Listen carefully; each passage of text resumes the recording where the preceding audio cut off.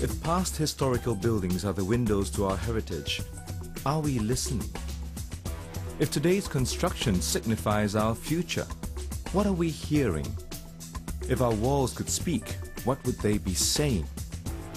In this brand new 6-part series that looks into the inspirational work of architecture in Singapore, listen to the stories from the buildings that surround us, journey through designs from our old and new landscapes, and be enriched by our heritage and our ever-changing future.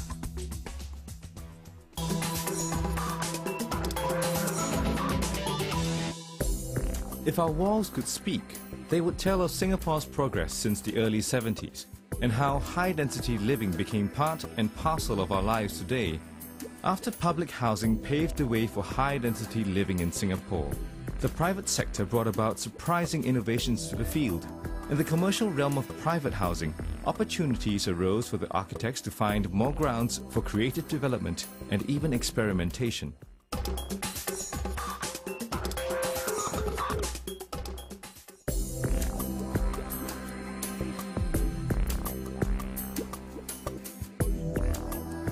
Mr. Tan Cheng Siong is none other than the principal architect of Pearlbank Apartments, a bold pioneer for high-rise, high-density living even till today.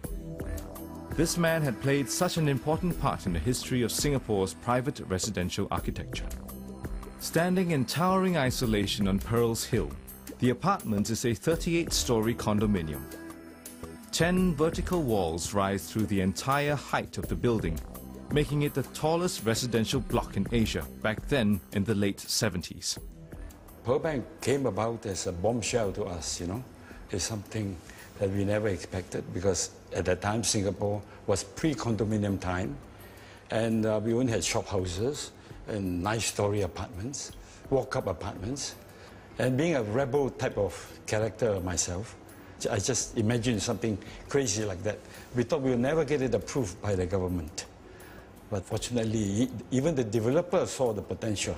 So we were fortunate that Pearlbank came about. The idea, much like Le Corbusier, the French master architect, suggested, that we all should live in high buildings in crowded cities so that we can get plenty of air, plenty of light, and plenty of views. So it is what we conceive as correct. And I think it predicted the 21st century. Newspapers at that time wrote about people being blown away in a typhoon, or dinners get eaten up by something that flies in, or something like that. So there were much resistance. And the biggest resistance were the bankers. They would not finance the building. So it was fortunate that we crossed those difficulties. Many challenges were surmounted with striking solutions, foremost of which is the horseshoe shape of the block.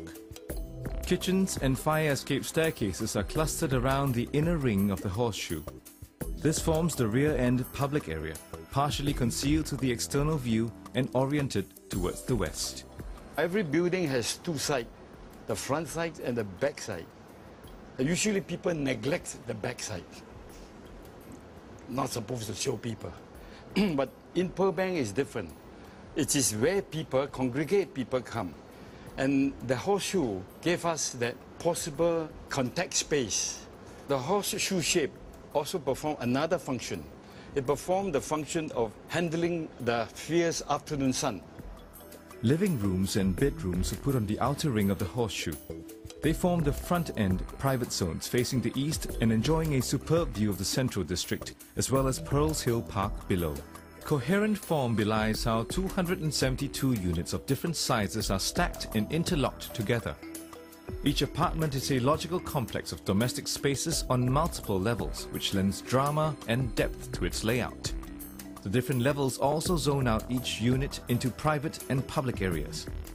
The split level idea gave us the inspiration that we could have fluid, flowing spaces that is three-dimensional, is more volumic. En bloc came as a surprise, of course, to many people.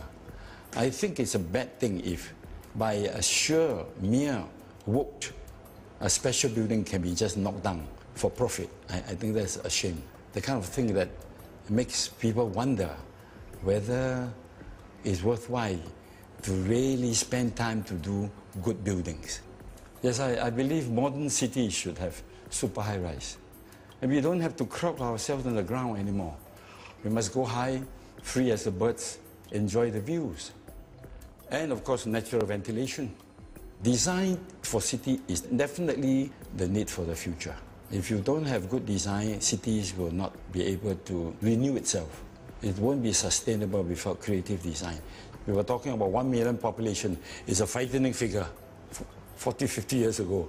But now we are talking about 5 million, 6 million. So these have to be solved. And I sincerely believe that high density, high rise can give the answer, because we have the technology to build it better, to provide more ecological solutions. Amidst the hustle and bustle of the city, if our walls could speak, they would tell of the everyday tropical heat and the space constraint. But most importantly, the landscape that our garden city provides for high-density residential living. Walking about Singapore today, almost every corner within our limited land space is being well utilized by both high-rise and high-density commercial and residential structures. Imagine a people who know life primarily as living in confined space at high levels, with little contact with nature and the ground. Will there be sufficient social integration and harmony? If not, how can our architectural solutions evolve in the future to ensure quality of life? Or do we need to find alternative solutions? For Singapore, the air-conditioned nation, perhaps the integration of tropical solutions with sustainable designs is the answer. We hope these answers and more can be found in the architectural solutions in the not-so-far future.